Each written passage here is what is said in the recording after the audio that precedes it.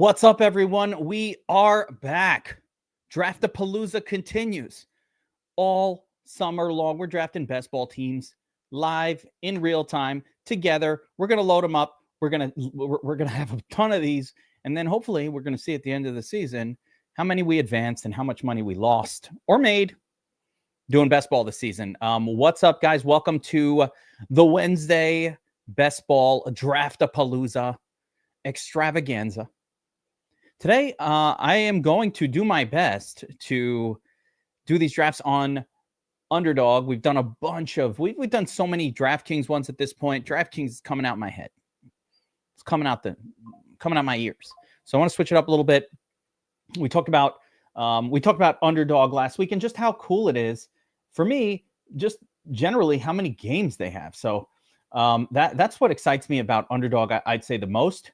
Is just they have so many options for these various NFL contest types. We've talked about them a little bit here, but now that my account is funded, I can do whichever one we want. So you have, of course, the marathon, which is straight total score. I like that format quite a bit. I think that's a winnable format. I think I want to do one of those, right? You know, I can't get the glory of winning Best Ball Mania or one of these, but I like this type of contest, right?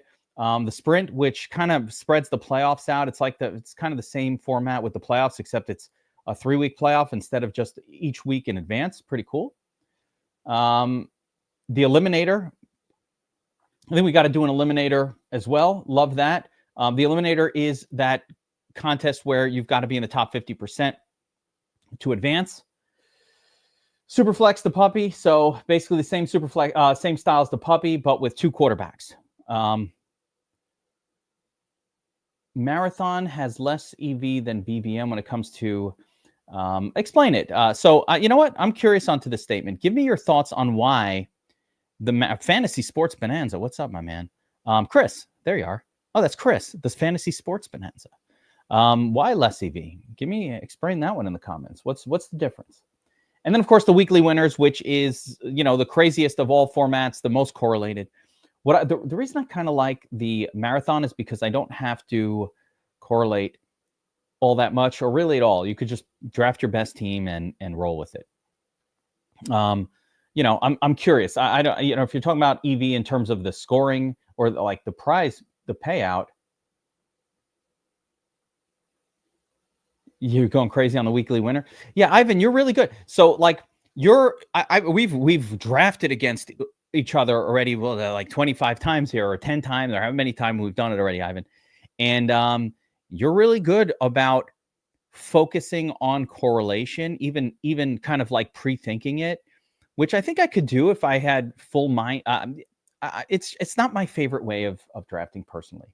I could do it, but you're really good at that. If you're attuned to that, then I think that style is the best. Go crazy with the insane correlation. Think about matchups and who's even playing each other in the final weeks, or just, you know, which teams play each other a lot. Try to get like, you know, divisional matchups going, that kind of thing. I think that's what would benefit slightly in the weekly winners format, because you need to beat. It's basically a crazy GPP, and it's really, really hard to win a week in that thing. Although it's probably not that hard to cash, but it's probably really hard to win.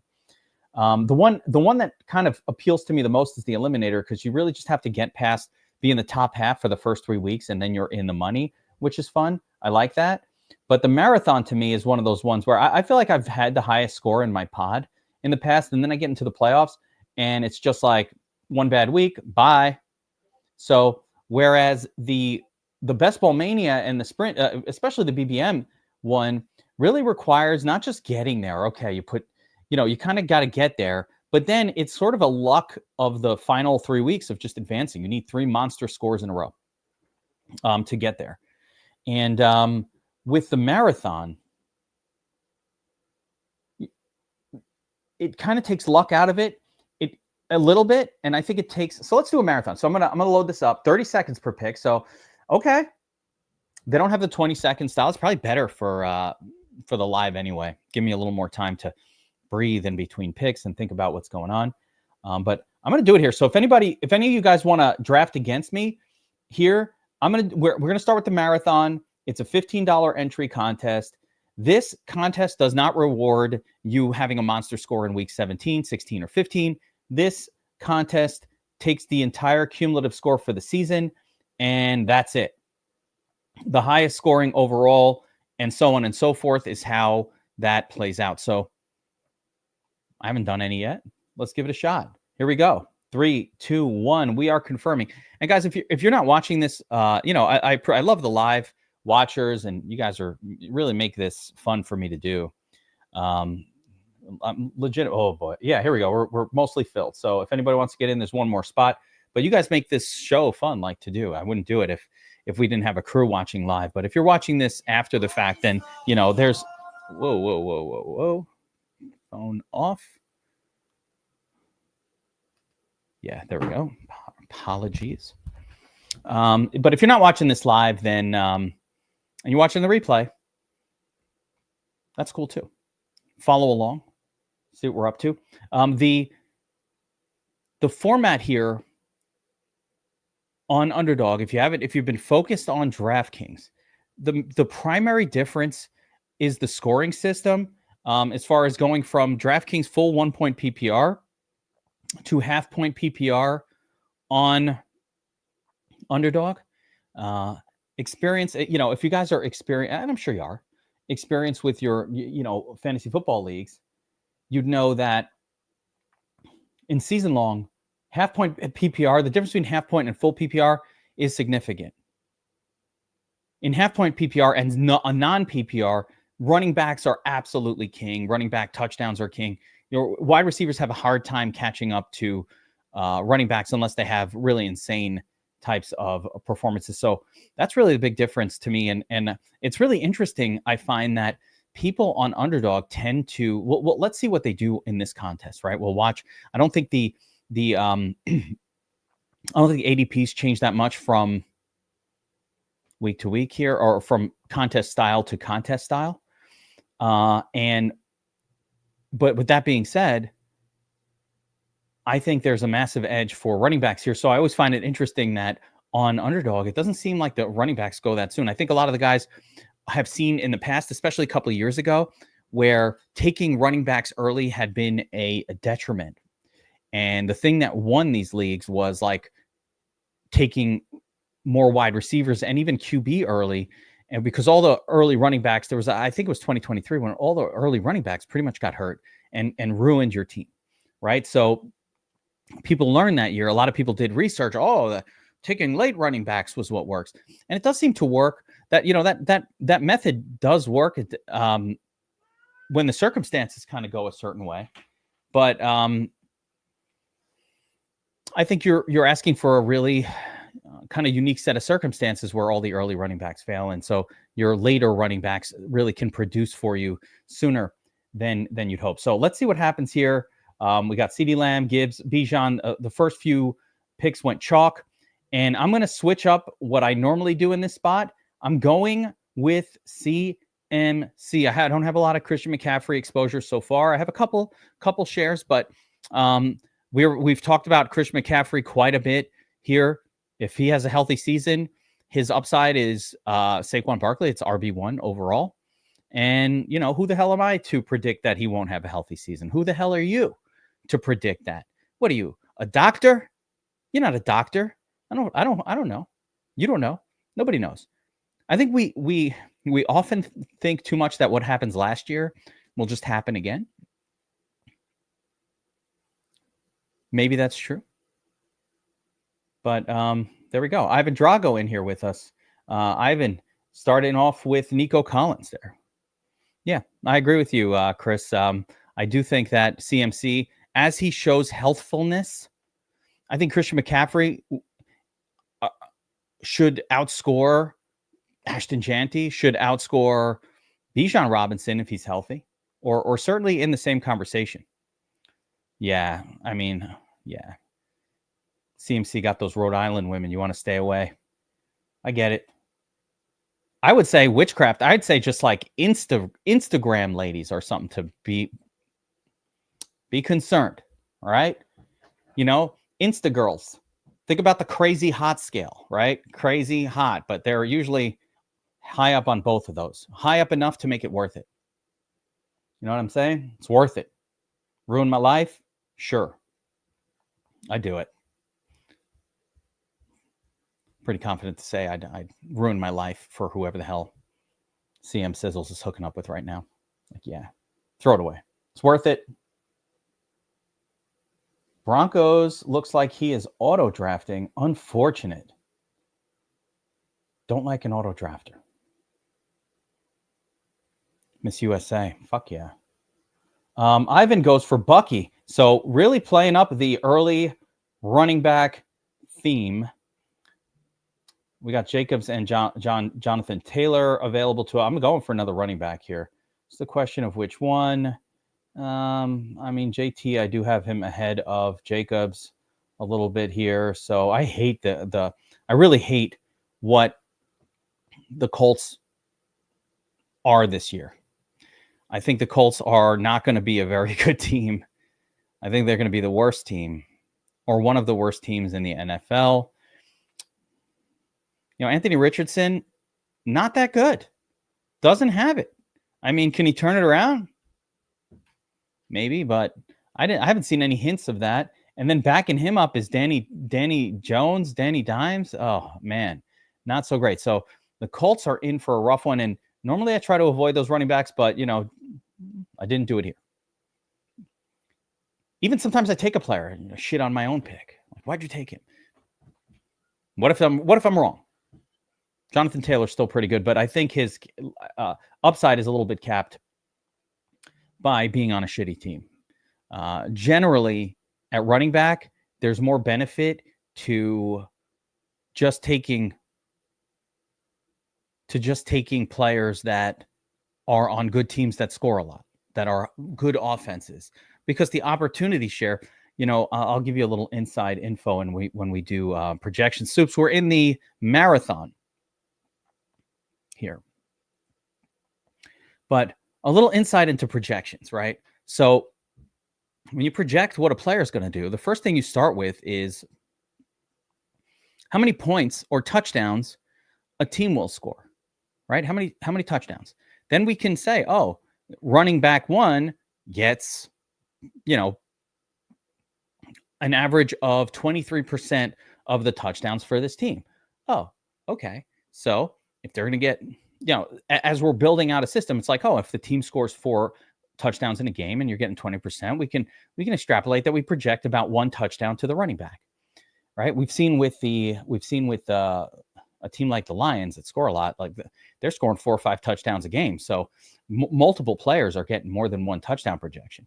The other thing is with certain running backs, they get a higher percentage of their team's touchdowns. Like a guy like Derrick Henry might be getting 35% of the Baltimore touchdowns, right? So that affects your projection. He's already projected. Oh, there's Chris in there with us. What's up, Chris? All right. We got a nice little crew. Here we go. I'm coming up next on the clock. Running backs floating around. Still pretty good wide receivers on the board. JSN goes, we've still got some couple of good running backs here, but I have 2, and I do want to have some talent at wide receiver. Yeah, let's stick with the rankings and go with Garrett Wilson here. I've, since this ranking came out, dropped Tyreek Hill significantly from my rankings. It's done on my sheet. I need to re-upload them so it's visible on screen. But I've dropped Tyreek Hill considerably. I'm just getting... It's not that I want to drop him too far. It's that I'm very skeptical of, yeah, there's Ivan. You know, you're with me on that Devontae Adams situation. I think Adams is a better pick than Tyreek. Adams more touchdown equity. Tyreek Hill just looked terrible last year. He's still complaining about the wrist. That's really what bothers me the most, that it's been a whole year and he's still kind of complaining about the wrist. That is a concern, guys. Yeah, this is what I'm saying. I am just not, I am just very down on our guy, Tyreek Hill. All right. Comes back around to me, and they just left me James Cook. We talked about at the start of this, that this format is very touchdown dependent, right? Jiminy Cook, I don't know if you can't show the stats here. It doesn't show stats. I can't click on a player on Underdog apparently, but James Cook, like this guy, I think he scored 21 touchdowns last season. He was a touchdown beast. He doesn't do it every single week, but when he had multiple touchdown games. Cook is the kind of player that you want in this format. So give me those upside games for Cook. Cook had, I don't know, 7 or 8 games on DraftKings last year of 28 plus points, and they were not PPR generated. So yeah, give me some Cook here. All right, so we have 3 running backs at this point and a wide receiver. So, we know where we got to go for the rest of these picks here. First, if your first 3 picks are running back, you really need, I like to come out with, out of the first 5, the first 5 is an important thing. So, or even let's call it, out of the first 6 picks, I want to have at least 3 running backs. Probably 2 wide receivers, and then 1 other position, be it quarterback or tight end, or a 3rd wide receiver. So that is my ultimate approach. I try never to exit the first 6 rounds for me without at least 3 running backs. And the reason is they go pretty fast. And what ends up happening if you don't get them is you're chasing running backs late and you're chasing bad ones late when there's still pretty good wide receivers floating around. Yeah. I think it's, I don't think it's an in-between. I think it's the steal. In BestBall, right? I don't care about like those games where he only puts up a 7 or 8. What's helping our team, because that he'll be pushed to the flex or to the bench on those weeks. But what's helping our teams is I want guys who pop for 25 plus frequently. The more of those pops we get, we have other players to fill in as just yeoman-like scores, right? We have other guys that are going to get us the 12s and the 14s. We have flex guys that'll step up to the flex and get that. We have some backup. So, like for me, I'm just looking for players, especially after we get past the first few rounds. I'm trying to get the player types that put up 20 plus more often. Give me those shots at 20 plus. Yeah, there we go. We're together on that. I love it, guys. Yeah, it is Draft-a-Palooza. This one's a little slower than the 22nd one, but I don't know. I kind of like the format a little bit better. I don't mind the extra time. Chris on the board goes running back. First running back for Chris. Wait, no. Kenny Walker. I don't know. Nope. Yeah, first running back for Chris there. Let's see who's still floating around at running back. I think another running back might be overkill for me here. So let's take a look at some of the available wide. Look how Ridley. That's my ranking on him. Let's see here. Let me sort this by projected. All right. Can we go DK Metcalf here? Let's see who's available at tight end. Samwise, Laporta, Metcalf, no quarterback, but no competition for targets. I'm going DK here. So what's my argument for DK Metcalf? You're like, Kev, what the fuck are you doing, right? He doesn't even have a quarterback. Okay. But what does he have? He has opportunity. The Steelers have nothing going on at wide receiver outside of Metcalf. And Metcalf is pretty good at going up and getting the ball, right? So maybe they'll bring in Aaron Rodgers. Maybe they'll bring in Kirk Cousins. Do I think the Steelers are going to go into the maybe they'll trade for Jameis Winston and just make it a fucking touchdown-a-palooza. He'll create his own palooza. Everybody loves a palooza. Who does it? If you don't love a palooza, get out of here. You don't belong in this stream. Everybody loves a palooza. Whatever the palooza is, if it's Greek food, a palooza, I'm there. I'm ordering euros. Little Italian palooza fest, sausage and peppers, Zeppelis. I'm going to that. Draft-a-Palooza? Sure. We're drafting teams. Fucking yeah, we're having a party. A palooza is a fun time. I don't even know why I went there with that. What the hell was I just talking about? Totally forgot. All right. Let's see how this draft is moving along. We're coming up. Our pick is coming up again here. I have two wide receivers, three running backs, 2 wide receivers. Let's see who's available. Still pretty good on the QB front, some decent running backs here still, plenty of decent ones. Wide receiver group getting a little skinny. Tight ends, Hawkinson, and some ne'er-do-wells. Okay, I think, who do I have here? I'm going to get one more running back on board, the touchdown machine himself, Montgomery. So we went very heavy running back to start this one. And I don't think that's the worst move in a marathon format where correlation does not matter. Yeah, Aquapalooza. I don't even know what Aquapalooza is, but I'm sure it's a lot of fun. Oh yeah, up in Rhode Island. Maybe it's like we're eating fish. Maybe it's going swimming. I don't know. Every palooza is fun. They got a balloon-a-palooza around where I live. So they have this balloon thing. Hot air balloons. People go up in balloons. Won't catch me in a balloon. Hell no. Like, Kev, you want to go up in a hot air balloon? Hell no. What are you, nuts? You think I got a death wish? Going up in a balloon. Hell no. I'm not doing that. Somebody asked me, do I want to go up in a hot air balloon? And I actually have footage of me answering that question. Here, check it out. Hell no, fuck with your shit. Hell no. Definitely not doing that. All right, so reminder that this is the sprint or the marathon format where correlation does not matter. We see a lot of the wide receiver talent getting gone right now. Let's see what's going on in this draft. Let's follow along. All right, Jacoby Myers really early. Wow, this round, Jacoby Myers. That's a lot of enthusiasm for Jacoby. Rome Odunze, certainly a wide range of outcomes for him. Trevion Henderson, great, good pick there. Jerry Jeudy, interesting. Juwan Jennings, interesting. How about Chris Olave going to Band-A-Bear? Who's the quarterback for the Saints this year? I don't know. Tyler Shook? How's that going to work out? My guess, not that well. I mean, I don't mind him, but like, come on, bro.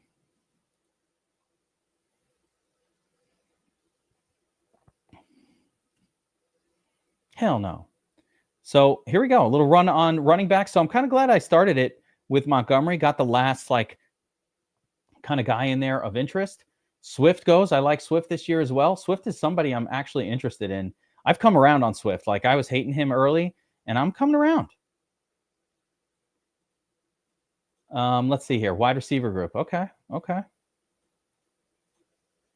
We got Debo. We got Khalil Shakir, Steffi Diggs, Ayuk. Okay. That's my right, punk.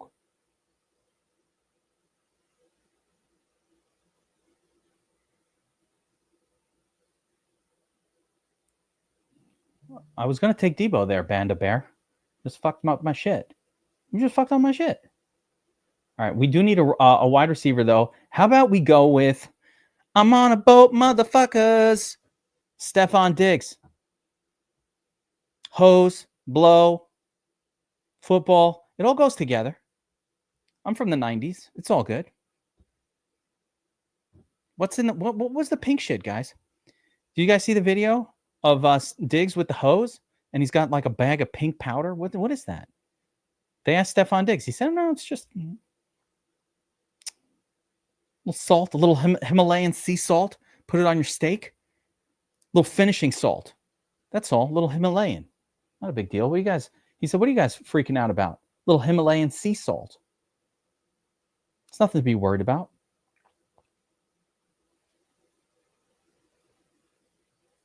You sure it's not Himalayan sea salt?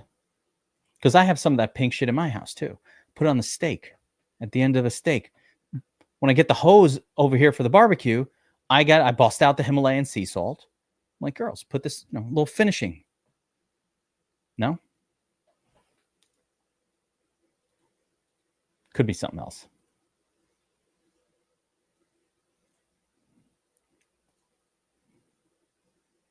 Zima? Is that weak ass drink that they used to have when I was in high school? Little Zima? Where the fuck is my guy? How far down the list?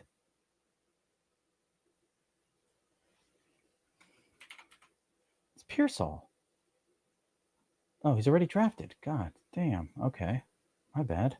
Uh-oh. Need a wide receiver. Downs. Fine. That was a panic pick, guys. I was looking for Pearsall. He wasn't there.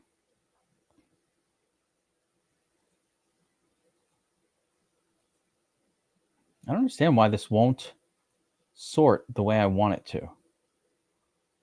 Okay. Yeah, here we go.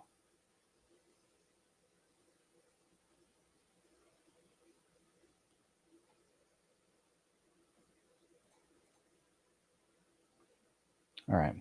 All right. We got to focus in. Got to focus in. Going to need a quarterback. Going to need some tight ends. We've got 4 wide receivers, 4 running backs. Good start. Nice and smooth. In this format, I'm trying to think if 3 quarterbacks is a requirement. I don't know. Baker goes. The run on QB is starting. There goes Mr. Swift. The fabulous Mr. Kelsey Swift. Bo Nix off the board. And the QB group already starting to thin itself out, although there's always lots of QBs available. The problem here is it probably is beneficial, even in this format, to have quarterbacks that can get you a 30. There aren't that many of those left. But if you get enough of them, you can make up for it. Whoa, so many people. The pink stuff is called Tusi. Tusi. What is it? What is the pink stuff, guys? Why is there always a new drug? What's wrong with the old drugs? What's wrong with good old-fashioned, all-natural drugs? Always coming up with some synthetic shit that turns people into zombies and bite your face off. Like, come on. Enough with the synthetic stuff, guys. Keep it organic. Keep it organic. It's not healthy. Too much of this new stuff going on, man. Tusi. What the fuck? Don't take that. Think you're taking Tusi. Next thing you know, you got fentanyl. Next thing you know, you're dead. Bro, hell no to the angel dust, is all I'm going to tell you. That's even more synthetic than Tusi. Yeah, it's like the Delta 8. MDMA, I'm down with. If that's what that is. I don't know what Delta 8 is. Like, what is that? Is that like a fake marijuana? But MDMA was, listen, I'm not going to say I ever tried it in college, but, if I had tried it, it was pretty awesome. I'm not saying I did, but I'm saying if I had, it was pretty great. Dak Prescott, Brock Purdy. Let's go Purdy. Start him off. Get our quarterback off the board. We still need tight ends, guys. Don't have any. Don't have one. Going to need a few. There's quite a few available. It's fine. It's fine. There's so many available. Delta 8 of MDMA. I mean, that's a party. I get it. But why not just use the real shit? Why are you delta-ing and syntheticing something that's time-tested? It's a little ecstasy. That's definitely what you want to give the hose on the boat. Ecstasy? Hell yeah. Like, girls? Here we go. I'm watching a show right now on Hulu called 9 Perfect Strangers. It's got a bit of a White Lotus vibe. And on that show, they go to the spa, and the spa proprietor is microdosing them with mushroom, kind of like effectively what are mushrooms, right? Microdosing them. Made me think of Aaron Rodgers for some reason. I don't know. Haven't done it. Don't know. Drago's on the board. Burden. Travis Etienne. There's a lot of buzz right now. There's a little buzz around Travis Etienne as an interesting late pick. The coach is saying, he's like, I don't really understand why everybody thinks Etienne is being traded. I didn't say anything like that. Blah, blah, blah. So got our first tight end here, Janu Smith. Yeah. He was at some sort of palooza with those hoes on the boat. He was at a palooza. He was definitely paloozaing on that boat. Would you go to Stefan Diggs? Like, do you know that when I'll never forget it. There was, I think it was Hard Knocks. I don't remember what show it was. It could have been Hard Knocks, where they went around the Bills when Stefan Diggs was on the Bills, and they asked every player, of all your teammates, which teammate would you least want anywhere near your sister? So, which of all of your teammates do you want the furthest away from your sister? And every single player on the Bills, all of them said Diggs. All of them. So when your buddies don't want you anywhere near their sister, you got to listen to that. No, I feel like it was the Vikings that they said it was the Vikings, that one. I could have sworn it was the Bills, but you could be right. They both wear, purple, blue, similar. Could have been the Vikings, but everybody agreed they didn't want Stefan Diggs anywhere near. Okay. All right. You're right. I see, Ivan, you got that. I believe you. I trust you. You know me, I just got memories. But everybody agreed. Diggs nowhere near my sister. Keep him away. It's a no for them, dog, as far as Stefan Diggs going anywhere near their sister. Let's see how this draft is going, by the way. But that's a bad sign. If your teammates are like, dude, stay away from my sister, to me, that's a bad sign. All right, so let's just kind of talk about some of the players that just went here. We had a little bit of a run on quarterbacks. After my Purdy pick, you get the next three in a row. All good. Stroud, Dak, all good. Stroud, bounce back season, probably, right? Dak, healthy season, could smash. Drake May, on the come-ups last year, didn't have the big games, but now he's got Diggs, so should improve. We go Jonnu Smith. Some, names here, I would say some backups, some high upside. Emeka Egbuka, somebody I'm kind of high on this year. Jaden Higgins. Is he the number 2 wide receiver for Houston? Maybe it's Christian Kirk. Got Ramondre kind of playing a backup role on his team. So a couple interesting picks there. We still need more firepower, both at tight end and at quarterback. Could use more wide receiver firepower as well. They're drying up in a hurry. Not that many good ones left. So let's see how many. We got only 4 wide receivers. I have a quarterback.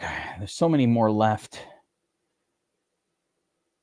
Xavier Legette. Yeah, we're running low on talent here. So I'm going to go Hollywood Brown. I feel like he's a big play wide receiver. We didn't see that much from him last year. We saw nothing because he was hurt, but he's healthy now. And we've seen him in the past be a dynamic wide receiver. It's funny, when Hollywood Brown went to the Chiefs, I thought he was a perfect fit over there. And then he gets hurt, and I was really high on him. And now you could, in redraft or in best ball, you can acquire him for like a 3rd round pick. And in Dynasty, best ball redraft. In Dynasty, you can acquire him at this point for like a 3rd round pick, like super down on Hollywood Brown. But you know what? This guy was good. He was good when he was with the Ravens. He was a very good player. Now, maybe it's gone. He was mid with the Cardinals, but everybody's mid with the Cardinals. Their passing offense is not that good. And now he's with Mahomes, but we have not seen them play together. So this idea that like the obituary is written for Hollywood Brown, I don't agree with it. That being said, of course, they have good other wide receivers now with Rice and Worthy, but I just don't think the obituary is written. Wandale, Ivan. I love me some Wandale. I think Wandale is a more exciting pick on oh boy. I wanted Trevor Lawrence there. He fucked me up as well. I think Wandale's a more exciting pick on DraftKings on the full PPR format. So there's that, but I like him. No, he had more than one, Ray. He had a bunch of good games. Look at his career. He was pretty good. He was pretty good with Lamar when they were together, right? I thought he was better than what like the way Zay Flowers looks. I thought Hollywood was a better version of what Zay Flowers is. So I could be totally wrong. I'm working off memory. I haven't studied the stats, but to me, I thought Hollywood on the Ravens with Lamar was slightly better than Zay Flowers. I don't think never 1,000. Yeah, well, but that was a low volume team. Again, this guy has had kind of a rough go of it, a low volume offense with the Ravens. It's hard for anybody to produce on the Ravens. Look at how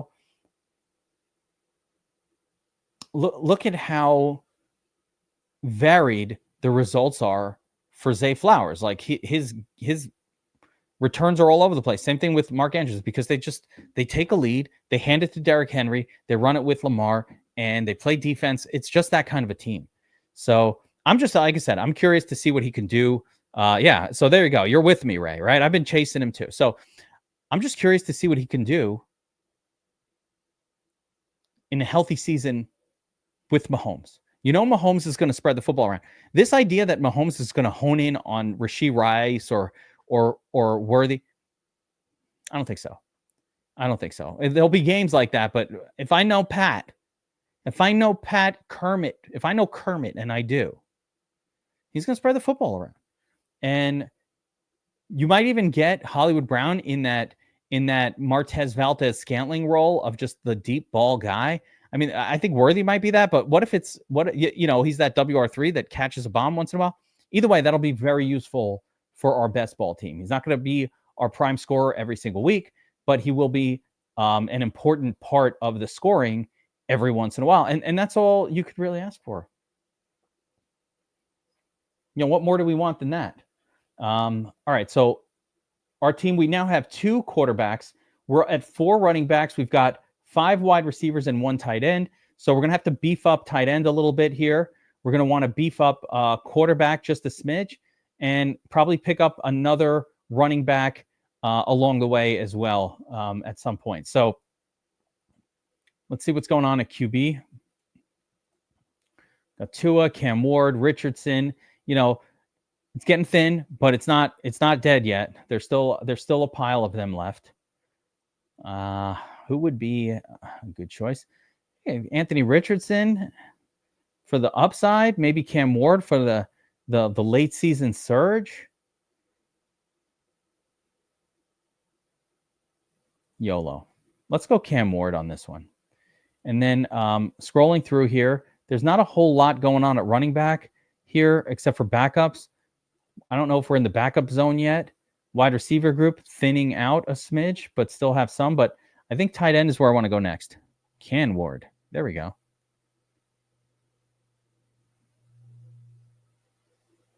Yeah.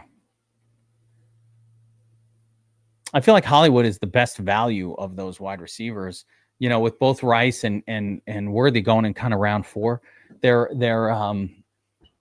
it's fine. But, you can get Hollywood Brown very, very, very late. This idea, I don't agree with this. I don't see any chance that they actively go out and say, Danny Jones, you're start ahead of this guy. Maybe, but I think Richardson will start. So I think he will start. But again, I'm wrong all the time. I don't know. But I say yes, he starts. Will he last long? I don't know. Is he good? Absolutely not. I have seen nothing out of Richardson that tells me he doesn't suck. Nothing. See nothing. Absolutely nothing. But with that being said, overloading on running backs is a poor, or QBs is not something you want to do. 3 is the absolute max. So, as long as these guys stay healthy, bye week 5, 10, 14. So I've got no bye week issues there. Remember, we want to have a nice balanced. This is a problem. Look at that. Both week 12 buys, right? Wasn't paying attention to it. Both my tight ends, week 12. So certainly we will need another tight end, or maybe 2, Ray Zanny style, 4 tight ends. What's up, Ray? That's right. Certain approaches are getting named after people. Ray Zanny style. Got the Bobby Wow style where you just take all the players from Chicago. Bobby Wow. It's known.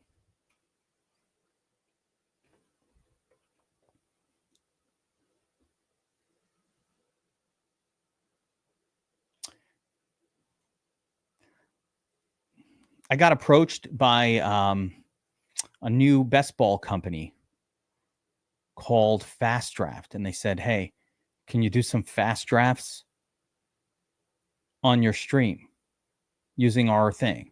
And they have some interesting innovations, although I forgot what they are, but they had some interesting innovations. The drafts are smaller, faster. Do you guys think I should give it a try on one of these? Like, just take a look at what that is.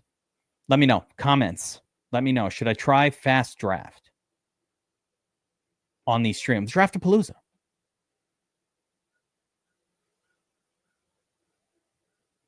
What? You know about the fast draft?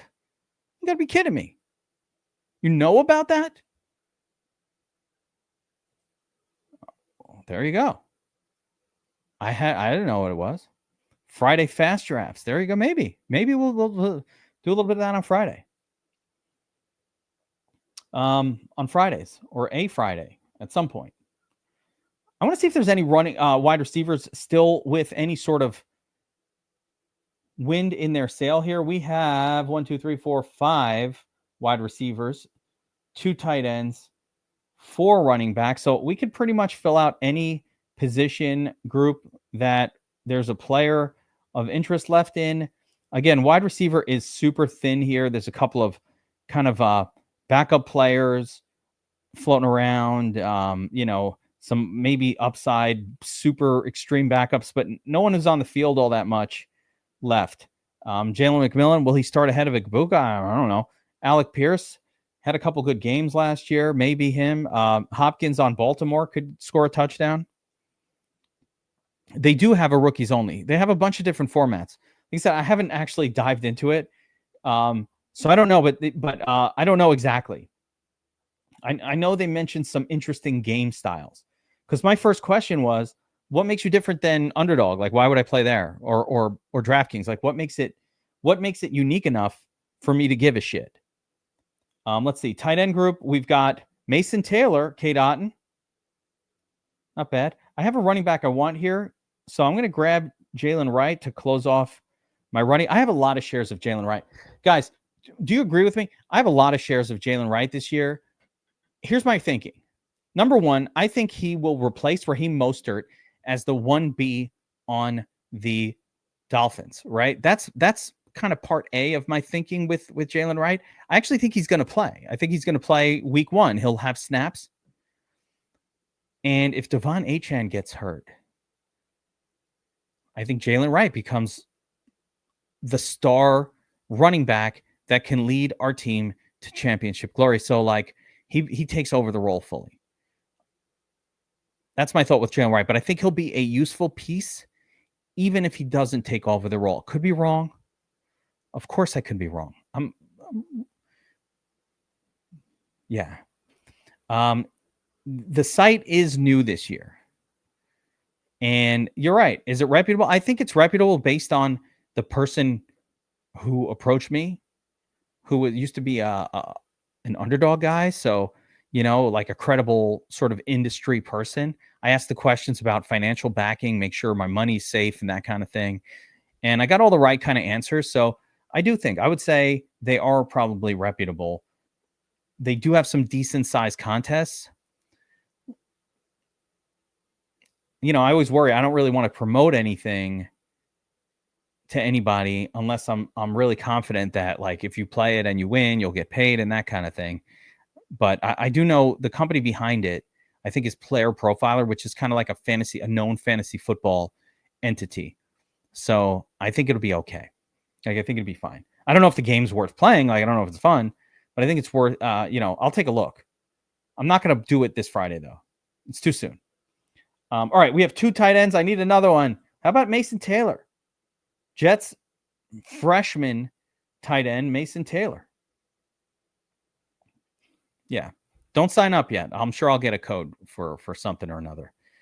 Don't sign up yet. But yeah, maybe we'll do it like next week. We'll do one. Friday or Fast Fridays or something. There we go. I love it when I take somebody from Chris. That's right, motherfucker. I always forget that. Talking up these players. Bandabear goes for Tyler Shook. He's really desperate for a QB. Let's get the board up here. Let's show the board. We'll do an analysis at the end. I wish I could show this board a little bit better on screen. It just doesn't show the whole thing, right? And if I click on this button and enlarge it, it like goes away from the window that you guys are seeing. But let's see where we're at in this draft, where we have 2 rounds left. Getting sort of backup running backs going right now, backup tight ends.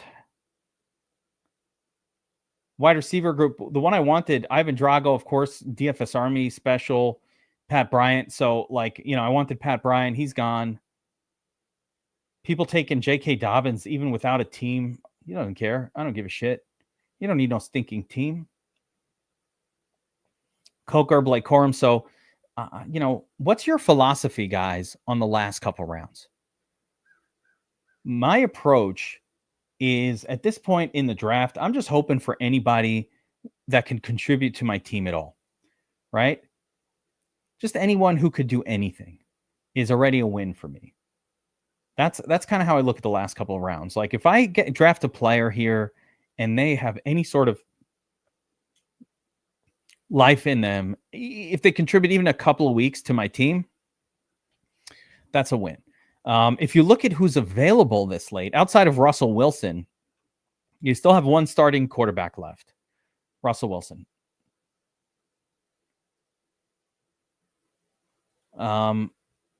Running back group, yeah. So the seems like the field is like, let's try it. I think the whole thing with the fast draft thing is like you only draft 6 or 7 players, so boom, it's done. It's done.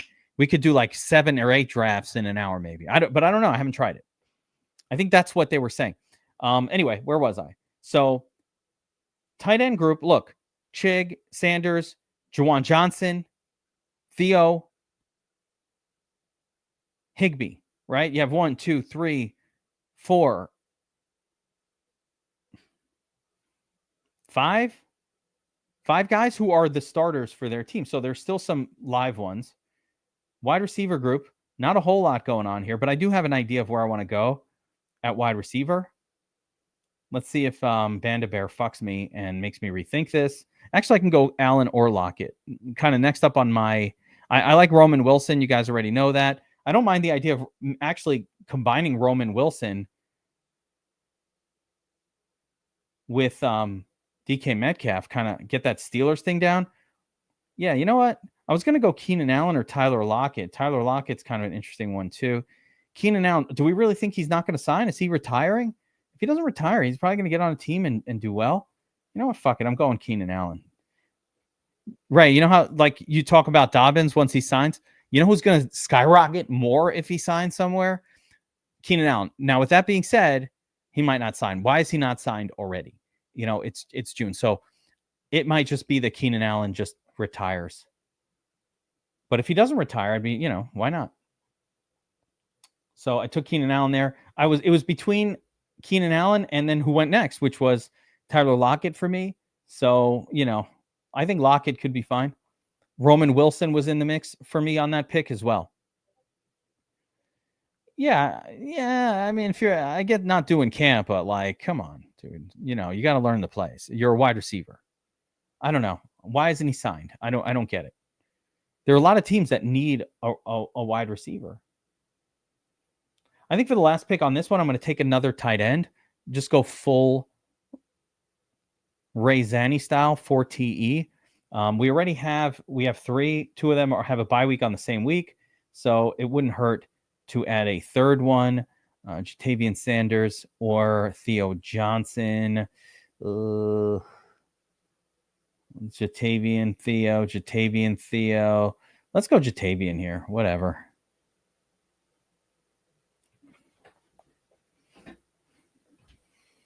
Right? But imagine Keenan does sign with the team. He's not going to be picked in the last round. He's going to move up to round 8, 9. So when you talk about early drafting versus late drafting, that might be one of those little edges that we can acquire by drafting early. Greg Dortch, there's a blast from the past name. All right, guys, the fun part of the draft, the analysis. So let's take a look at who is with us here in the room, and then stick around. We'll do another one of these. We'll do another one. It's Draft-a-Palooza. Can't do just one. It's a palooza. It's a palooza festival of best ball drafting. That means more than one. That means everybody's drafted. You know what would go well with the Draft-a-Palooza? Some funnel cakes. I gave up sugar at the worst possible time because a funnel cake would be great. All right, let's see. Let's take a look at the draft. So Chris starts off CLN here at Fantasy Sports Bonanza. What's up, man? Starts off the draft. CeeDee Lamb, Brock Bowers, Lamar Jackson. So the first thing you did was break my golden rule of never taking 2 luxury picks in the first 6 rounds. Chris was like, fuck that. In the Fantasy Sports Bonanza world, then he's not a Palooza. He's in the Bonanza, and that's a whole different place where you take all the luxury positions early. Bonanza, not a Palooza, 2 different things. That's why.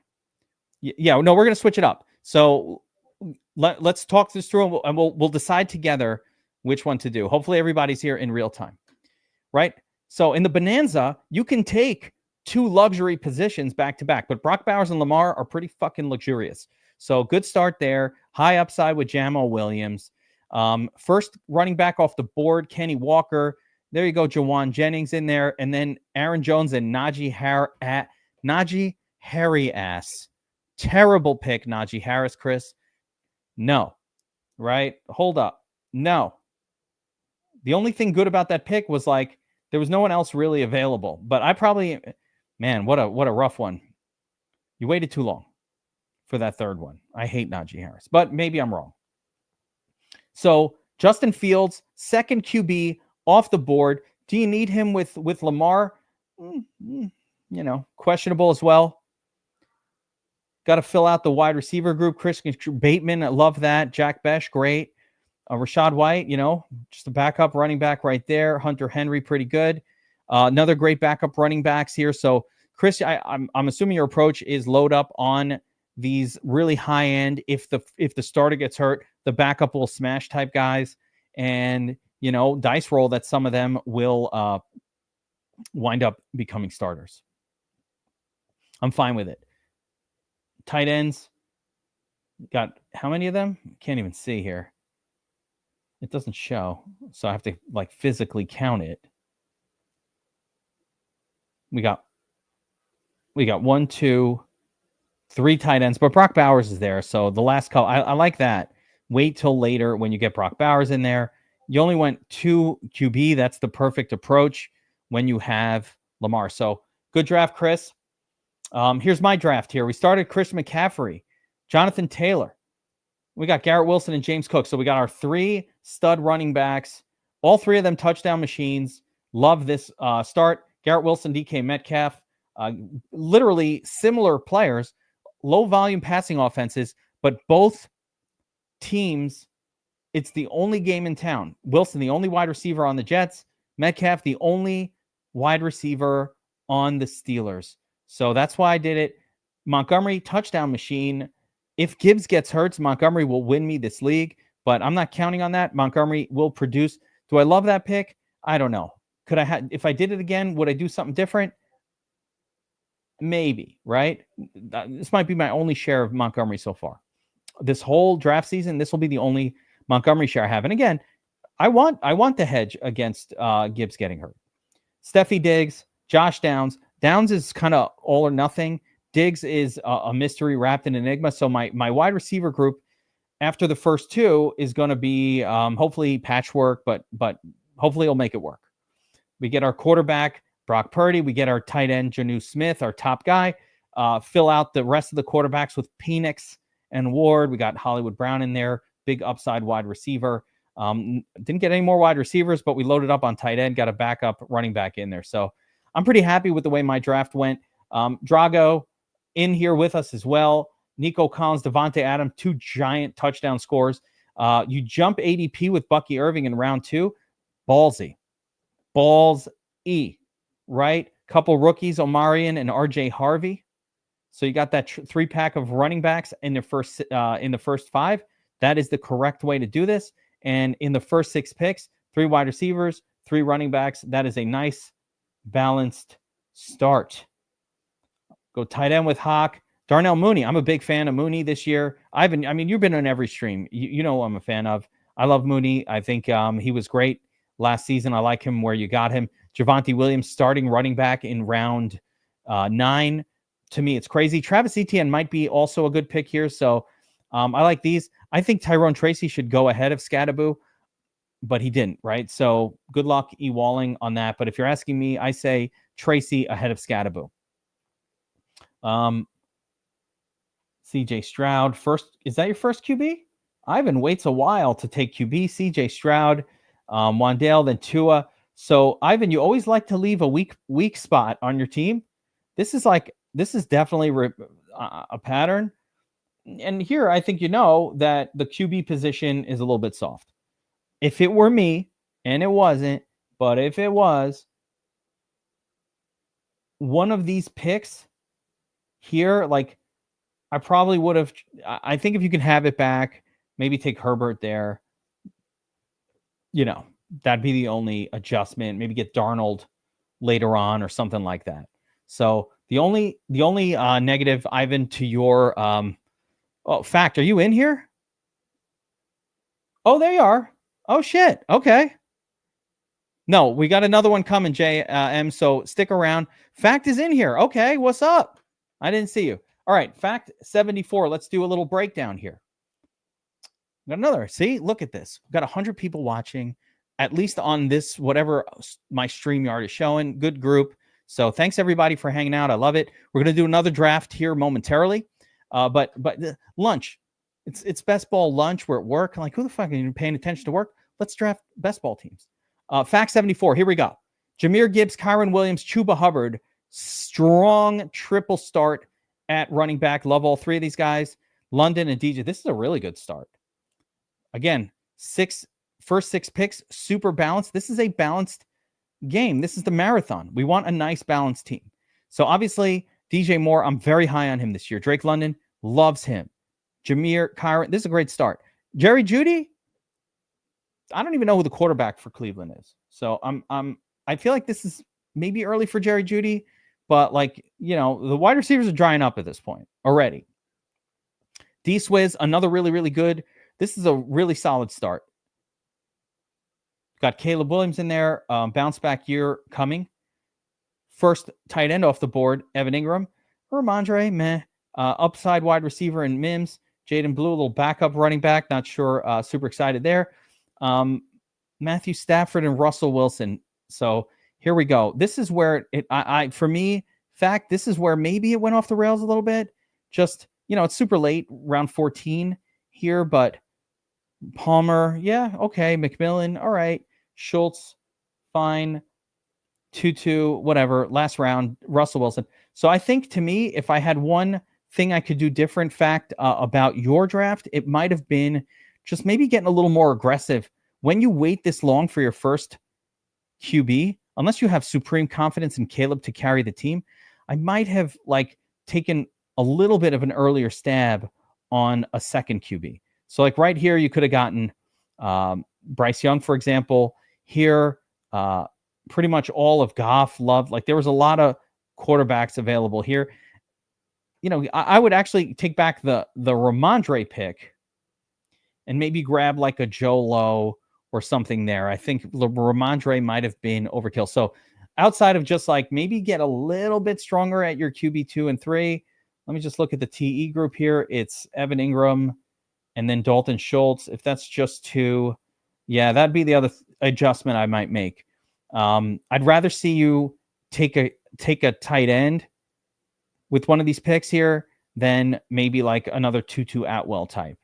So just a little bit good draft, nice, well-rounded, but you're going to need Caleb to carry you, and you're really going to need Evan Ingram to hold down the fort at tight end. So maybe boost that up a little bit for our next one. Just like think about get that second. If I take a high quarterback like Lamar, then I don't give a shit who else I have. But if I start taking kind of mid-level guys, I want a few of them to piece together a consistent season. Remember, this is a marathon. We're not looking at a 1 week. We're looking at the totality of the season. Good draft, fun draft. I love this format, guys. That was my first one of the marathon. Kind of cool. So I said we switch it up for the next one. We've got Fantasy Fling a couple times a week doing a late night, not a late night, but like an evening stream for weekly winners, I think. So I'm not going to touch that one. I'm going to leave that for Fling. Fling is the expert, and it's quite honestly the most correlation heavy and my least favorite of all the contest types for me personally. So you want to, guys in the chat, this is your chance to vote here. We just did the marathon. We don't need to do another one of those. I don't mind doing another one, but you've got the sprint, which is basically Best Ball Mania. The Eliminator, that's my favorite. Advance each week. Yeah. All right. JM's pushing it. I like the Eliminator. All right. So let's talk about this one. I've done a few of these. Fuck. Yeah. All right. Let's do the Eliminator. All right. I really want to do a 30-second, but we'll do a 20-second because I think that one will fill the fastest. And plus we're in the second hour of this. And, at some point I need to, I need to be done. So let's do a 20-second Eliminator. And before we get in there, reminder of how this one works. In the Eliminator, you need to finish in the top 50% of lineups every single week. So by week 3, they've gone from 200,000 down to 25. They're cutting half of the entries out every single week, right? It starts with 200,000. Week 2, we're down to 100,000, and just got to finish in the top half. It's an interesting format. I believe by week 4, you're in the money. You're getting your money back if you just last the first 3 weeks. And then, of course, the final is just 3 guys going mano a mano, knowing that you've already won a ton of money. So here we go. The Eliminator. 3, 20-second timer. $10 entry. 3, 2, 1, confirm. Wow. 1 spot left, and it's filled. So hopefully you guys got in there with me. Let's see who's in here. All right. I'm in there. Picking third. Soups, you're like a professional at this. Fact is in here with us. JMM, did you get in there? I don't know what your name is on these things. Oh, you're in there. Okay. What's your screen name on here? Oh, Marion John, is that you?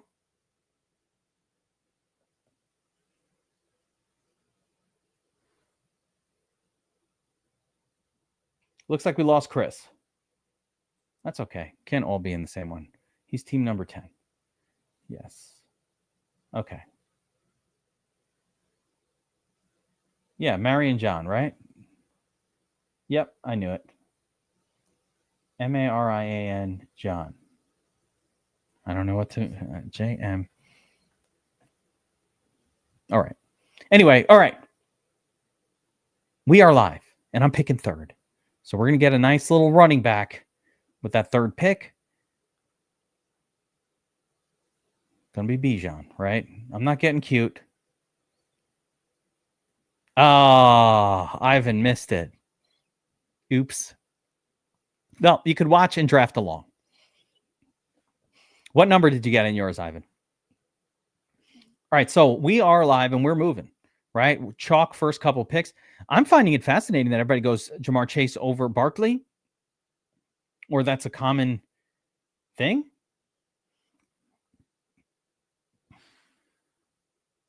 It's fascinating.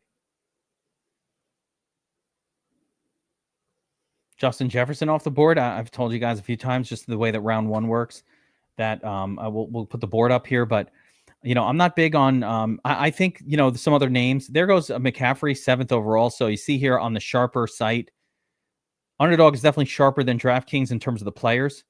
Look, McCaffrey got snakes. Soups wanted him. Soups, get crazy and just take Derrick Henry there. Just get nuts. Super early Derrick Henry. That might be an auto pick for Soup. Ashton Chanty goes pick 8th overall. And again, a little, nice little heavy running back group here. Normally, you don't see any other first round running backs outside of this group. I will state that I believe that Derrick Henry probably belongs in round 1, and there he goes. I don't think Black Lynx is in here, so they weren't hearing me say that, but I believe he should go where he just went. Fact, double tapping studs at wide receiver. Black Lynx correlating Henry with Lamar. Maybe that's an interesting approach to this weekly winner thing, to say, hey, I'm going to lock down whatever scoring Baltimore does each week with those two picks. And usually Henry or Lamar is smashing, rarely both of them, but usually one of them. And maybe that's enough in a GPP, in a cash game style format like this. Maybe that's what Black Lynx, maybe Black Lynx is a fucking genius. You ever think of that? He might be a genius. All right, we're coming up. Brock Bowers off the board. We're coming up, so let's take a look at the board itself. I'm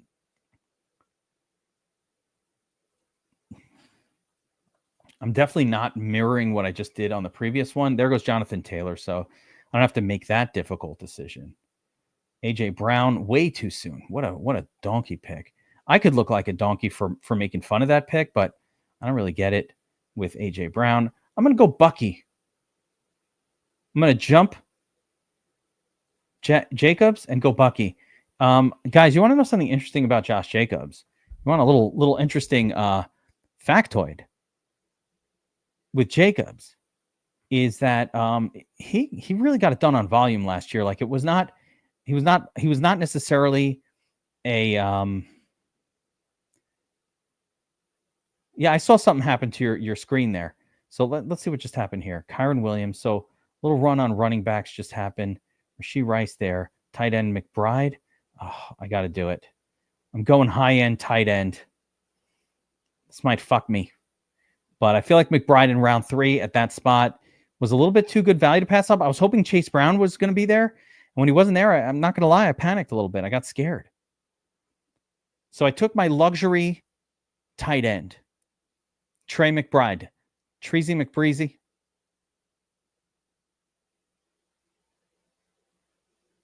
We'll see how the rest of the draft goes after that. I thought something happened with your phone there or something, Soups, because I don't know the way it's spun on screen, but Ashton Janty's not bad. I could have again. I think I would advocate for Derrick Henry, even as high as pick 8 overall, especially in this format. But in general, I think Derrick Henry's going too late. He's a fucking stud. There's no doubt about it. We're weekly winners, so you just need good scores. The first few weeks, you need to come out the gate hot and just have good players. That's why I continue to think that running back heavy is the best way to do the weekly winners approach.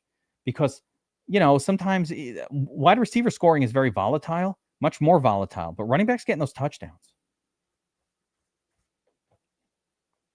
Even week 1, they're getting those touchdowns. There's Chuba. I was hoping he would last, so I was very far off.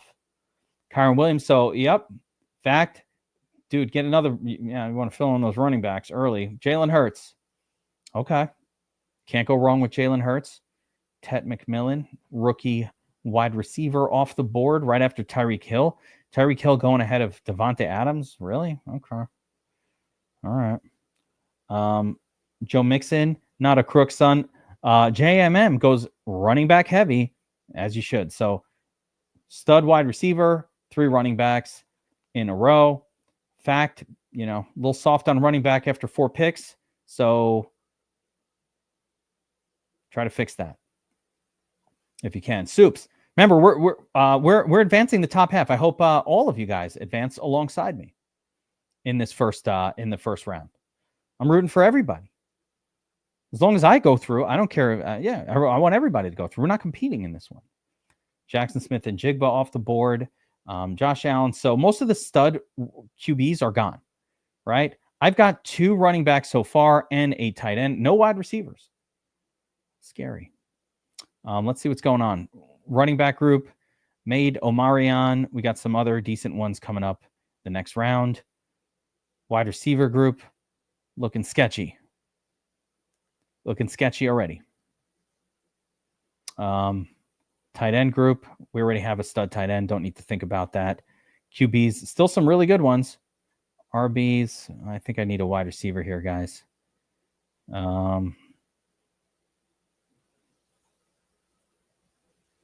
Yeah, no, we got to go worthy here and just bite the bullet. It's a bullet biter. I want even more running back talent. I don't have enough, but I'm going to wait till the next round. And then we're going to have a soft, we're going to wind up with a soft group at wide receiver if we wait a whole nother round. We'll see.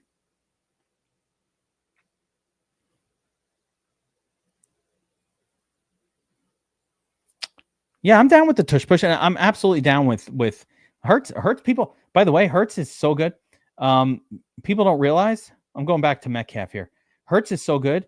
People don't realize that Hurts still had a great year last year. This year they have the Super Bowl winner schedule, so the Eagles are not going to be able to be as run heavy / not use Hurts that much as they were last year, defense and running back as they were last year. They're going to have to produce offense. And when they're forced to produce offense, they produce at an extreme level, right? So the Eagles are this team with this monster explosive offense that they don't always have to use because they also have a pretty good defense. So the argument with the Eagles this year is coming in with a Super Bowl winner, super tough schedule in terms of games against good offensive teams, that we'll see a resurgence of that passing offense of the Jalen Hurts offense this year relative to last year when they were basically playing the Giants, a beaten up Cowboys team most weeks, like 4 games against just complete zeros. They had a lot of games against crapola teams last season. Not to say that they're not an awesome team or not a great defense, whatever, but that. Soups, I just want to compliment the James Conner pick, which I was hoping would get to me a full round later, because I really like in this weekly winners format, Conner's likely to be healthy early. Like, we don't know. You can't rely on those late season running backs in this format. You've got to get running backs that are producing points now. Because by week 3, you're gone. You're 25% of the field. By week 4, only 12% is left. So even if you're right and you take a backup running back, like you take Trey Benson, and you're like, oh, he's gonna, Conner will get hurt and Benson will take over. Like if you were a best ball bro and you had Chase Brown last year, you never made it to week 6, 7, 8, 9 when Chase Brown took over. 10, whenever the hell that was. You didn't last that. You didn't last that long because you're already gone.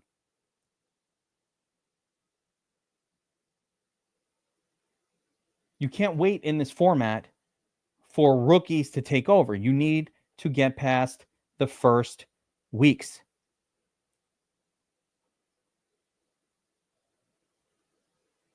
Can't wait for some player that, is supposed to come on late season.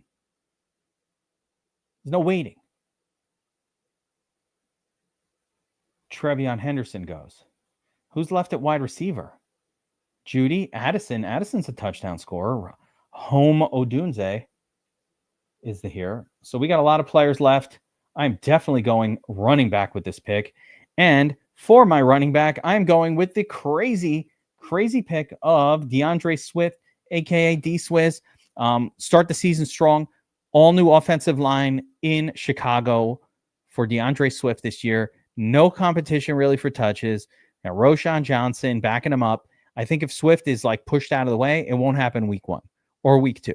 So give me an early season surge for DeAndre Swift. Of course, I love the Addison pick. Touchdown machine last year. He's got new guys throwing to him, but he was a touchdown monster in 2023. So can he do it again with the rookie quarterback? I say maybe. I don't know. Why not? Why not?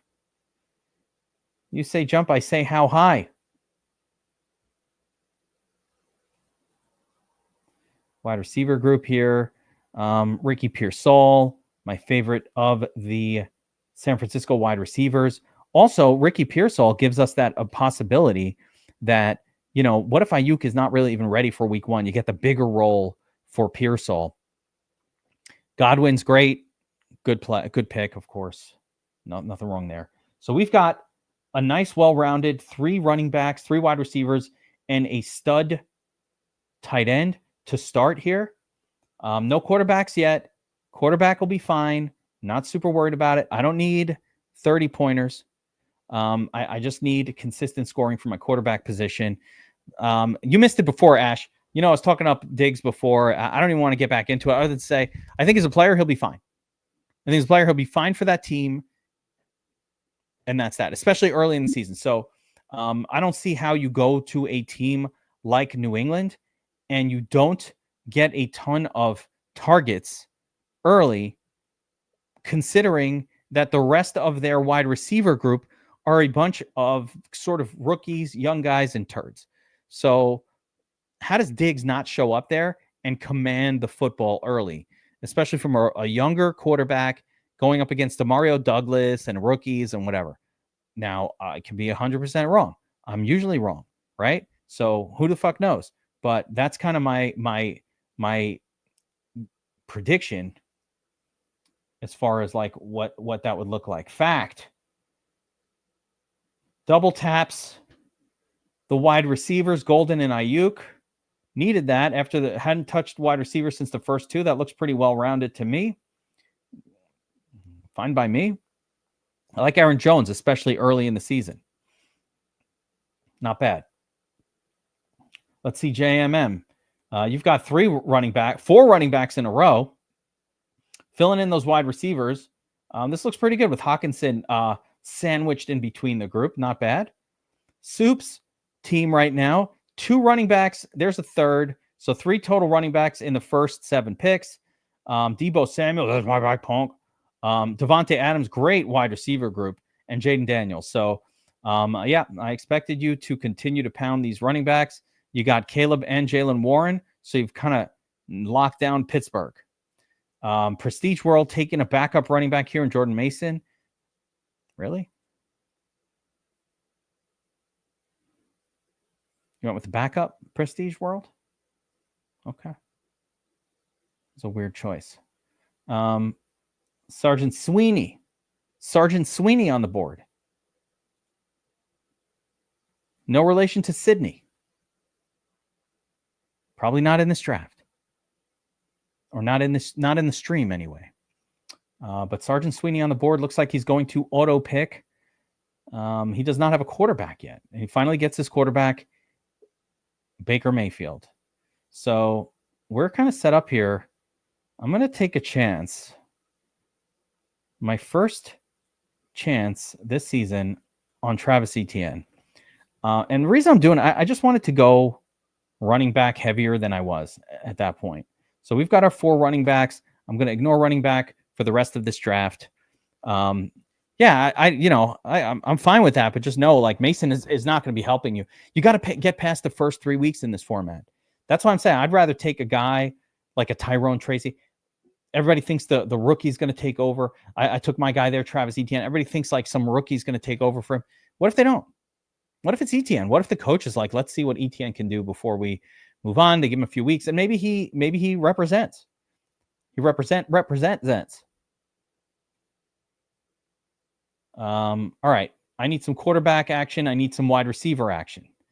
Let's see here. Wide receiver group getting thin. So I think we should go wide receiver. And you want to go with the backup to maybe. See, now that also kind of goes a little bit against my theory here, taking a rookie. But Houston really doesn't have a lot going on at wide receiver. So if Higgins takes over, that could be a good pick. We'll see. We're going to have to grab some quarterbacks on the next round here. I'm expecting them to start to dry up quickly. And again, we will piecemeal together our quarterback position for this draft, just kind of taking a few of them. Whoever's going to be left, it doesn't matter. Jordan Love, Stroud, Lawrence. We're just going to take a few later on for my team. I feel pretty good about the fact that I have a stud tight end in there. So I'm still going to not like worry about like a second really good one. I'm going to wait and fill out the other positions that I need before overly concerning myself with them. Certainly, I have to get another quarterback going, and my wide receiver room is a little thin as well. Remember, we're just trying to get past the first 5 or 6 weeks. And then, of course, here's what happens when you get past the first 5 or 6 weeks. Now, some teams may have gotten lucky early, and now they're getting injuries, and their teams are beaten up. Your team, if it's holding healthy, your opponents in week 7, 8, 9 are not necessarily some super teams. They might be, but they might have been like super teams until player X got hurt, and now you're going up against kind of weak opponents, right? I'm still not 100% sure if everybody seems to claim that the way that this contest works is they just randomly match you up against one other person after week 1. If that's how it goes, I still think it's weird, right? That's a strange thing. But if it turns out it's really just measuring the first, it seems like it's against one other person. But if it's not, if it's just measuring you up like the top half and the bottom half, then that to me is better. If it's one other person, then you need to get a little bit lucky. Luck will have a component. Marion John gets Manchego gets Mims, who I like a lot. You guys know I like Marvin Mims. He's one of my early sort of leans, my early flag plants. So I like that pick. A lot of upside with him. You know, he put on some monster games towards the end of last year. Martez Valdez-Scantling here in the draft with us grabs Ramondre. I wish I could take somebody named Jameis so I could play the Jammin' song. We're jamming. Bajal Tootin. I could take Bajal Tootin, back up my Travis Etienne pick. Bajal.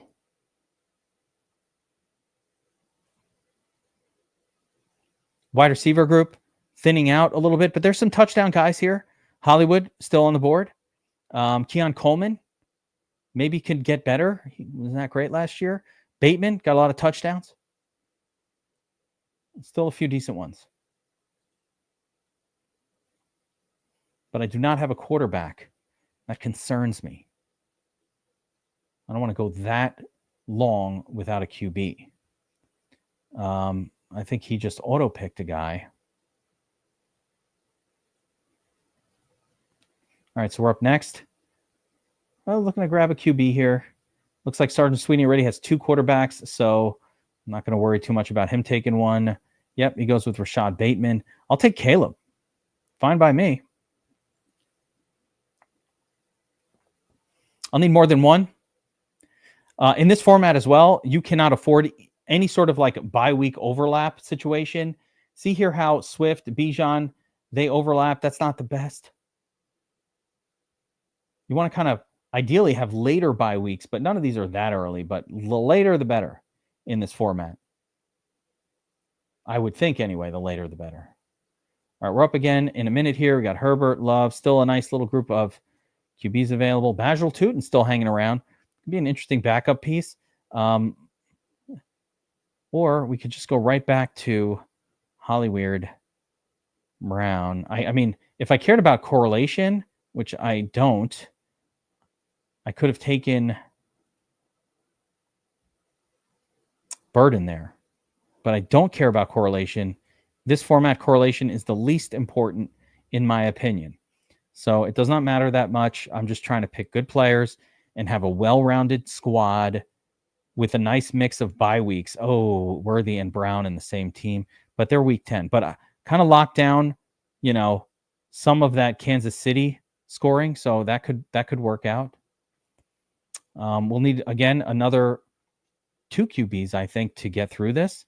We have our 4 running backs. If Bajal Tootin just hangs around any longer, I might be forced. No, he's gone. So we're not going to worry about that. Could go with Tank Bigsby as the other backup guy, but I'm not going to worry about that right now. Let's see here. Wide receiver group thinning out. Still some okay ones. Tight end group could probably use another one as well pretty soon, but I think I'm going to focus QB on my next pick. Let's see. All right, let's watch what's happening here.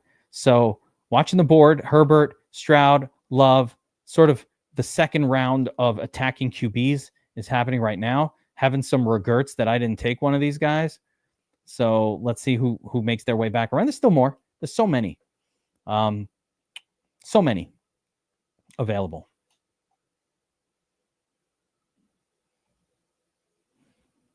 John gets that. JM gets that second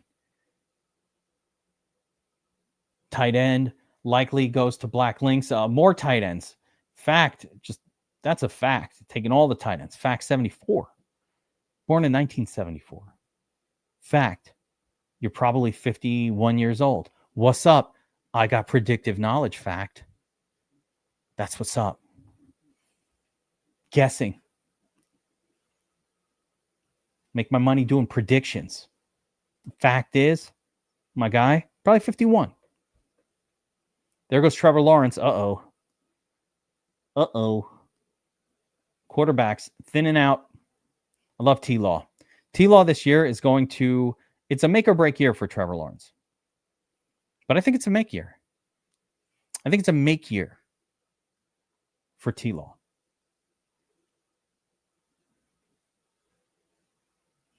It is a fact. See, I nailed it. Nailed it. That's what's up. Tell your friends. I'm like that carnival guy. Step up. I'll tell you your age and your weight.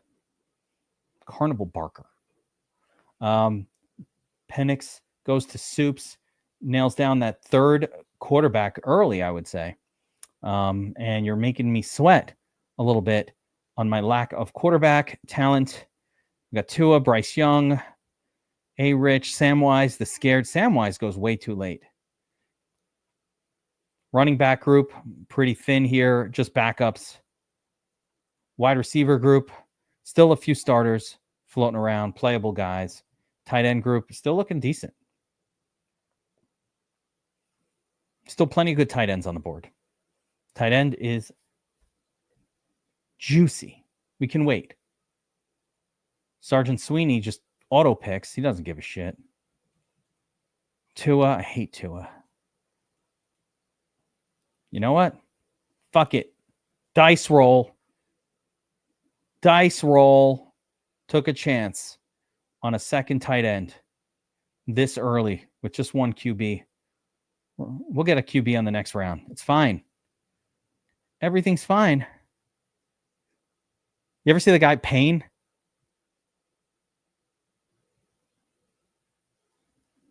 How's my Payne face?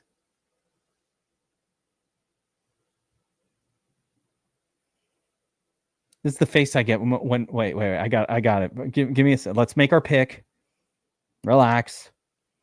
And then I got something funny to say. You guys, married guys know. Here's the look. Like when your wife says that the in-laws are coming over.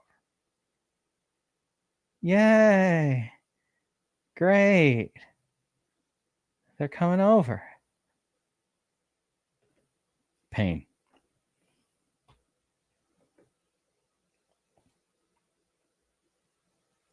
All right, here we go. Cam Young goes after D-God next off the board. So just a quick run through of some of the teams here. Prestige World, one quarterback. So he's probably taking a quarterback here. That's what's up. That's what's up. Yeah. They're staying over for the whole week? Excellent. Anyway. All right, where were we? JMM, two quarterbacks, four running back. Nice, well-rounded team. Add Romeo Dubs, touchdown scorer. I like it. Everybody's got two quarterbacks. Fact, needs another running back here, just two. Got to beef up the running back room. There he is, Garendo. Black Lynx. Yep. 4 running back, 6 wide receiver. Probably going to take a tight end on the next round. JMM, well-rounded team. You could go anywhere with this next pick. Soups, already 3 quarterbacks in, 5 running backs. So I'm assuming Soups will be focusing wide receiver and tight end for the rest of this draft. I like focusing tight end late. You know, there's so many. They're still there. There's still decent ones just floating around. No matter how late you wait, there's always another tight end available. They don't run out. QB, almost dead. Running back, almost toast. Some good backups here, but not a whole lot of help in week 1 here. Not a whole lot of people that are going to help you get past the first few weeks. I still see good wide receivers on the board, like ones that are useful. We are in round 12 only. Whoa. And tons of tight end talent still floating around. Tons of TE talent. You know, in this format, it's interesting, just specifically on this draft, how quickly the QBs went. There's Scott Sweeney just fucked me. Sergeant Sweeney. Oh, there he is. Sergeant Sweeney. So Clayton White. Quentin Johnston was one of the wide receivers floating around that I thought had some upside. So there you go. I've got to get my next quarterback, my final quarterback, and I think we got lucky to have Samwise Darnold just fall to us here. What's wrong with Darnold? Everybody hates Darnold. What's wrong with him? The fact that he was QB like 8, 9 last year, that's so terrible. The fact that people mistakenly feel like Seattle paid this guy $100 million over 3 years so they could start like a 3rd-round rookie quarterback. I don't think that's going to happen. Yeah, like people genuinely think that Seattle is going to start Milroe, a 3rd-round raw kind of running prospect QB. Maybe, but I think it's a lot more likely they paid this guy $100 million for a reason. He's going to play this year and more. Oh, shit, I'm on the board. All right, hold up. We need a wide receiver. Cedric Tillman. Tillman. All right, you know what? Let's get our Sheriff Tillman in there.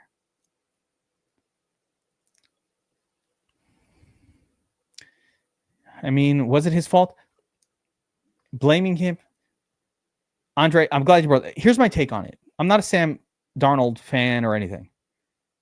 I think Sam Darnold is an average quarterback. It's not the worst thing in the world to be an average quarterback. I think he's a starter in the NFL, but on the bottom 16, right? So you have your top 16 guys. Not everybody can be a top 16 guy. I think he's the kind of player that if he's starting for your team, you're probably always thinking, man, we can probably upgrade that spot. But that being said, who else? What are you going to do? Right? Like he has shown himself to be a starter level player. Is he elevating the team around him? I'm going to say no. I don't think he has the best mental acuity at the QB position, but the talent is all there. And another thing is, you would imagine that a player like that, he's 27 years old, would kind of improve from year to year a little bit. It's because it's a mental thing, but I think he's good enough. I think he's a good enough guy to play. Yeah, there it is. That's kind of exactly it. I think he's a guy who's good enough to play the position, but when he's your quarterback, you're always kind of thinking, we can use an upgrade here. Right? Like, he's fine, but we can use an upgrade. But if there's no one available, you're like, all right, I'm fine with him. It's kind of, maybe I'd call it even a poor man's Kirk Cousins type career. Like a Jay Cutler. It was like a little, he's fine, but you're looking to improve it. But there are not that many startable players. So you're like, all right, I'll play this guy. I don't care. All right, so let's see where we're at. 2 tight ends, 3 quarterbacks, 4 running backs, and 6 wide receivers. So we're looking pretty good. Can pretty much do whatever we want with the next pick. I think we got quarterback covered. Running back group is just backups at this point. I don't really care that much about backups in this format. I'm looking to get past the week 1, week 2. We are in round 16, so we have 16, 17. We have 3 picks left.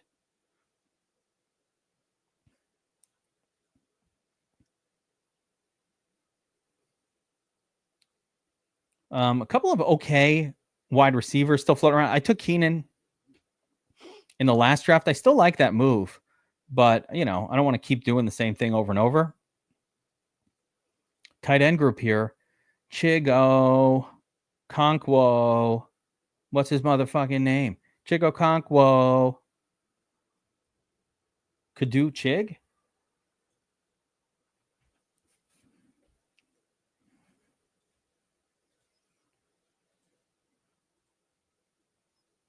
Got our 3rd tight end in there. We were going to get a 4th tight end, Ray Zanny style. But this is a team that has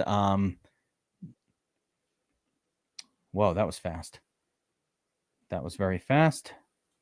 I think I'm going to go DeMario here. Nope. Yeah, nothing there of interest. So let's just do it. DeMario Douglas. Kind of seemed like he was the WR1 for the... I don't know.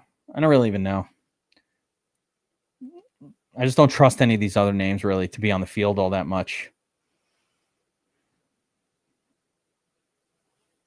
We have our three quarterbacks, 4 running backs, 7 wide receiver, 3 tight end. So here, really, the only choice is going to be get that 5th running back in there, or I can get a 4th tight end. Don't think I need it, or another wide receiver. Hopefully with a live body. Let's put it there. If we have a live body wide receiver that's there, I'd be open to it. Running backs, what would be some possibilities? Maybe Kareem Hunt. Maybe Blake Corum. These are kind of injury fill-in guys more than anything else. Not super excited about any of them. Tight end position, there's not a whole lot left as well. Tyler Higbee, maybe Theo Johnson.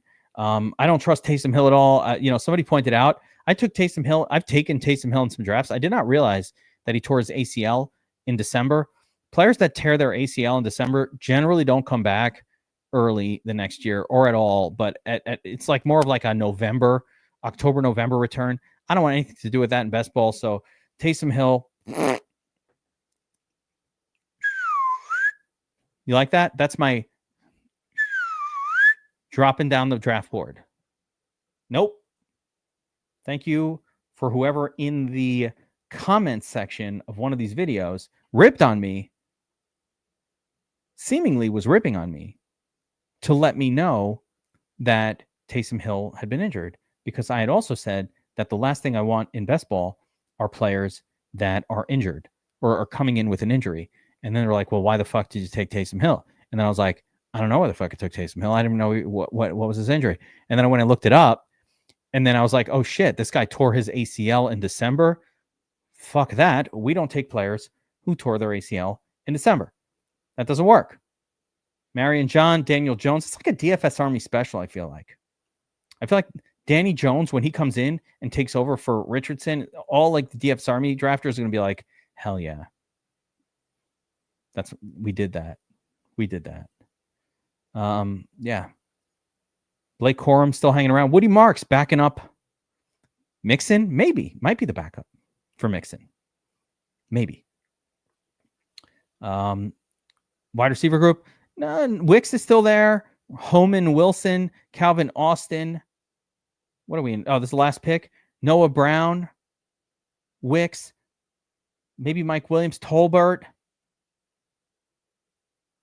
Still some viable names. Valdez Scantling. Fine. Valdez? Yeah, okay. The most interesting man. Juan Valdez Scantling.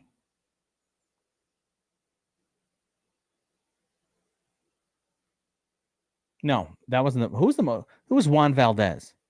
Guys, was that the coffee guy? I was thinking he's world's most interesting man. No. He was like the coffee guy, Juan Valdez. It's from the 90s. Wide receiver group. All right, we're going to take one more. Let's go Homan Wilson. Give it one more shot. Pair him up with DK Metcalf. Make sure we got the crapola Pittsburgh passing game somewhat locked down. This is an interesting one. I like it. I think we advance. I think it's a team that's going to advance a few weeks. I do. I think it. We're going to need the running backs to come through. I'm worried about week 5 with Bijan and Swift sitting out that week. If Bucky and especially Travis Etienne can pick up the slack, that might be our Achilles heel, guys. It might be week 5 relying on Travis Etienne. So future note for these weekly eliminators, I think actual thinking about your bye weeks and making sure that the overlap is not significant is going to be something that we need to do. So we need to really think more than I was thinking going in about that, because Bijan and Swift. So now In week 5, Bijan's out and Swift is out. I got to go Bucky and Travis Etienne. That's brutal. It would have been better just to have one of these guys sitting out a bye week, not two.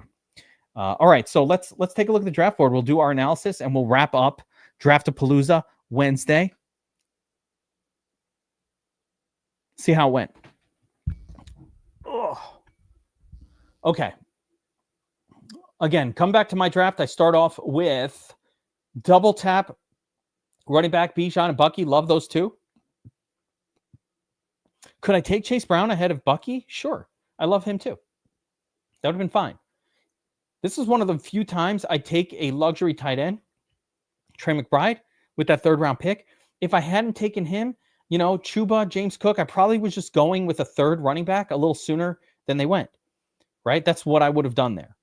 So I take McBride, luxury tight end. We'll see how that goes. The -2 Trey McBride here on Underdog is just, he didn't score a lot of touchdowns for all the volume. And primarily because, Kyler Murray doesn't throw for that many touchdowns. So we come back around. We got to get some wide receivers on the squad. Worthy, Metcalf, a couple of big play guys, not necessarily volume guys. We got Swift in there, followed off by Pearsall, right? Pearsall, I believe, will be the WR1. I have a prediction. We'll see if it comes true for his team.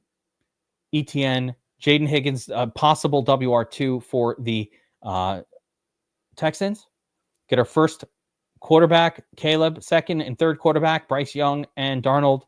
We got Colson Loveland in there and Chig. So we wind up with 3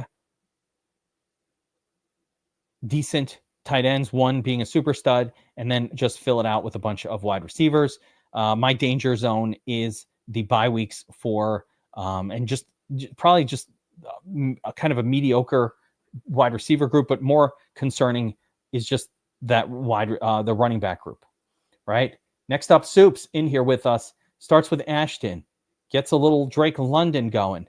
Devontae Adams, 2 big touchdown scorers. Luxury QB and Jaden Daniels. Let's see if you took advantage of it. James Conner, love that pick where you took him. James Conner should smash early. Why not? Deebo Samuel, also high upside potential touchdown scorer, potential sort of guy that really helps you win. I like that pick.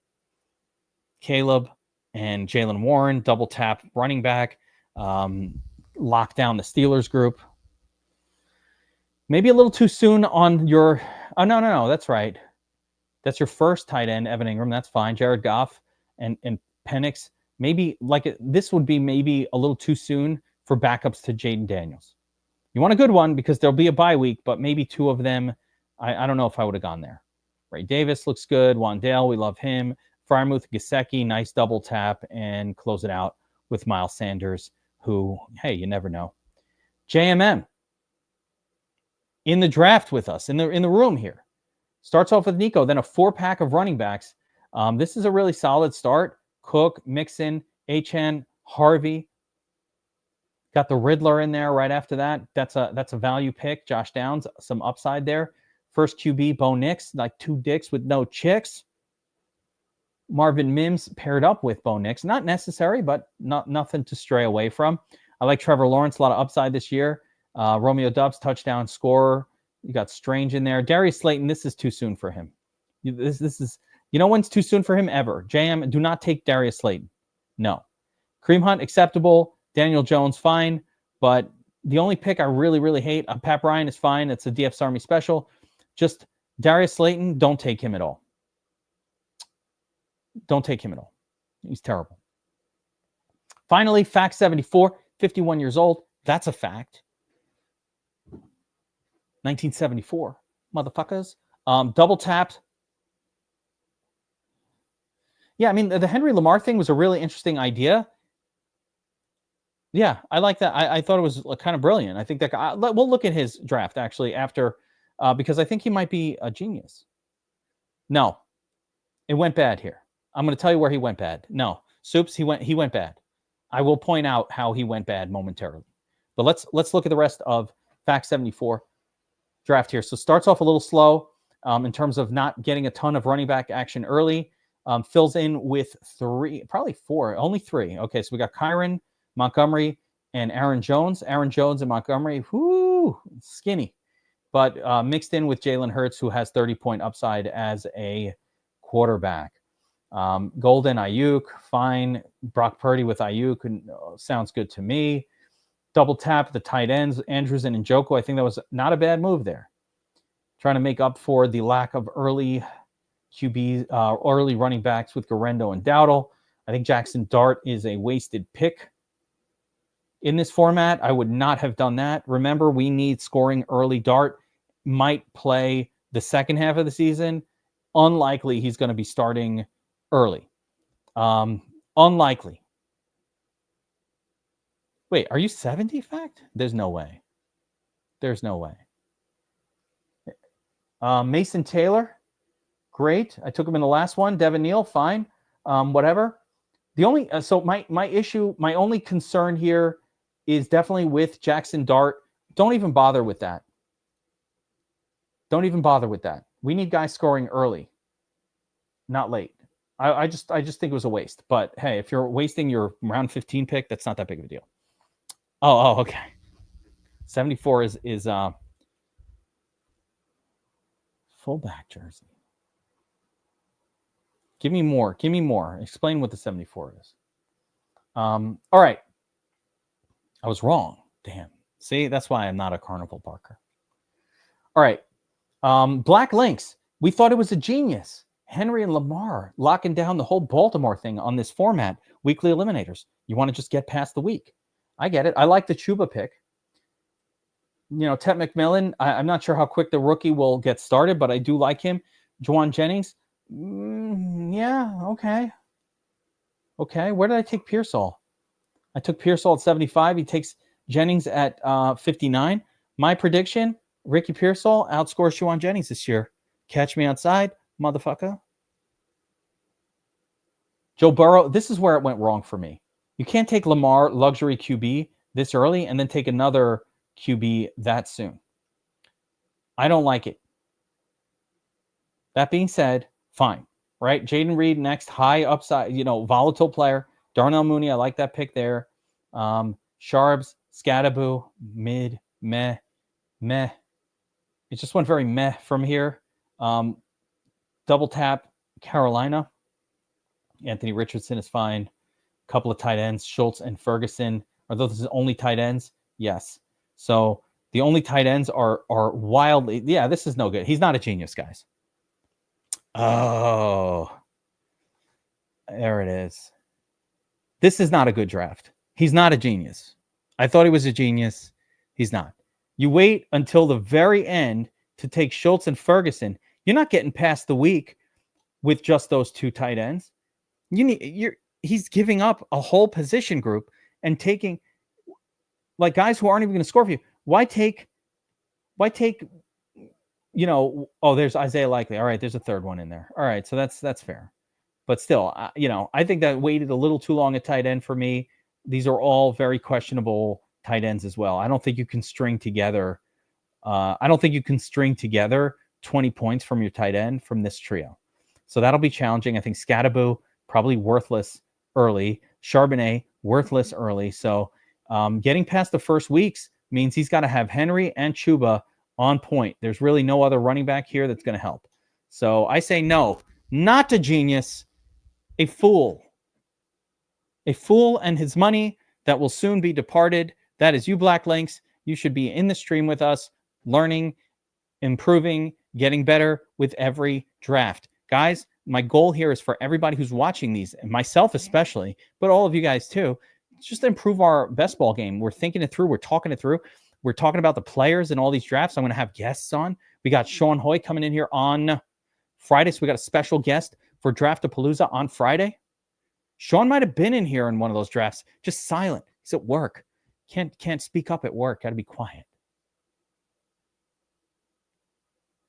But the goal is let's talk through, let's do a bunch of best ball drafts. And then when our fantasy season rolls around and we're up against our buddies in our redraft leagues and all that shit, we're going to have it down. We're going to know all about the players. We're going to know how things go. We're going to know who goes when. We're going to have our own internal sort of model of who to take where, sort of on point in our brains, because we're doing this in June and July and August, we're going to be drafting our long team. So stick around. Draft-a-Palooza all summer long. The party is happening right here on the DF Summer YouTube channel. Like, subscribe, notify. What else can you do? Right? All that stuff. Share. Drop a comment. Let me know where I went wrong. Let me know that hey, maybe you love Black Lynx's draft and tell me why. All of that. And let me know what we should be doing on Friday, guys. I'll see everybody next time. I appreciate you hanging out. Deuces, everyone.